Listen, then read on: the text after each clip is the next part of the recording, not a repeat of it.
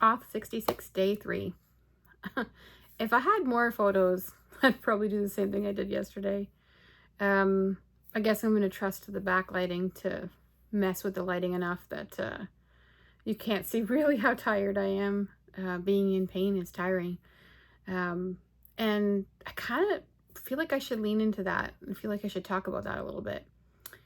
Being in pain, discomfort, they're all like very similar feelings, right? When you are not happy with where you're at, it's like you want to move, and sometimes it feels like you can't. And I get that. I mean, it's not easy, right? I mean, physical pain might be easier because you could just take some Tylenol or Advil or go to the doctor and see if you can get something a little stronger. But, when you're in pain in terms of like life decisions, or you feel discomfort about where you're at and you're not happy with maybe your growth or whatever's going on, it can be hard because any of the change that you might need to do is scary or uncomfortable itself. And this is the discomfort that right? And I think, when I was thinking about what I wanted to talk about today, there's a bunch of things that I was thinking about. I could talk about how messy the library is. I could talk about, I have like 3 things on my to-do list for today only because I'm in so much pain from this gallbladder issue. But, what I really wanted to kind of spend maybe 5 minutes on is just, reminding yourself that it's very worth it to have perspective about, the lies that fear and discomfort will tell you, right? It can be scary to reach out and say to someone, hey, what's going on with this, or ask for feedback that might not necessarily be positive, to take on new things that are scary, to push yourself outside your comfort zone. I should probably explain why I tie these things together. So, like a fair amount of women out there, I put my health on the back burner quite a bit.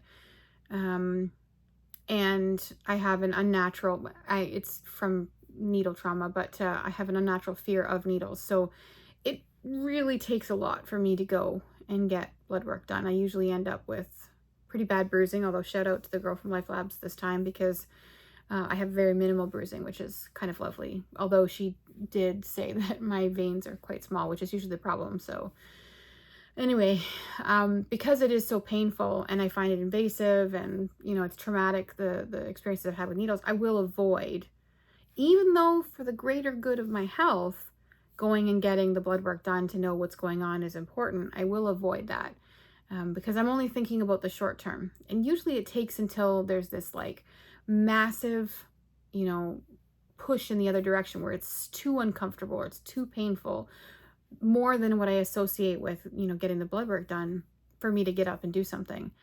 And I kind of want to be better at that. I think I've been better at that with my career.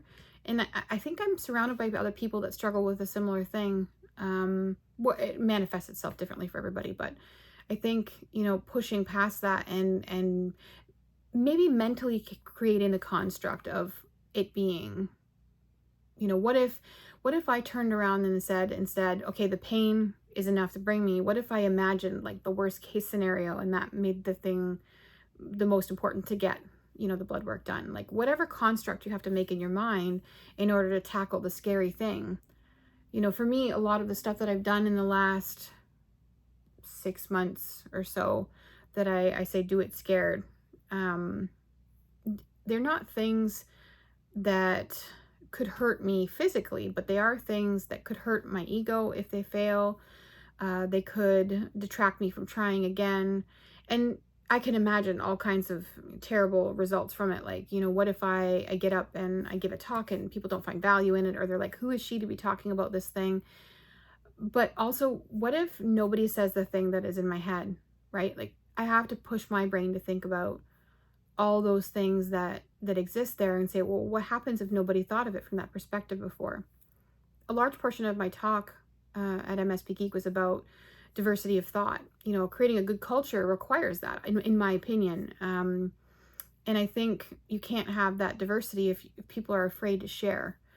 And I think, that those barriers that we have, those fears that we have, whether they be something physical that stops us, whether they be something mental, I kind of want to challenge people and through doing so, hopefully challenge myself to tackle, the many ways in which our insecurities, our fears, ourselves, our past history can lie to us about what the possible outcome. And maybe it's there on purpose. I mean, the child that puts their hand on the stove and burns it and then realizes maybe you shouldn't touch a stove. I mean, that's a great lesson.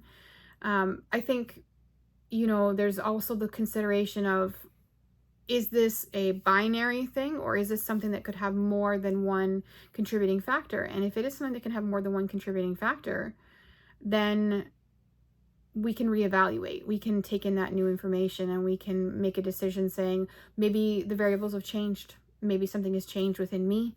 Maybe something has changed externally, and evaluate that. I think that that's a good skill to develop in life in general, but especially in IT.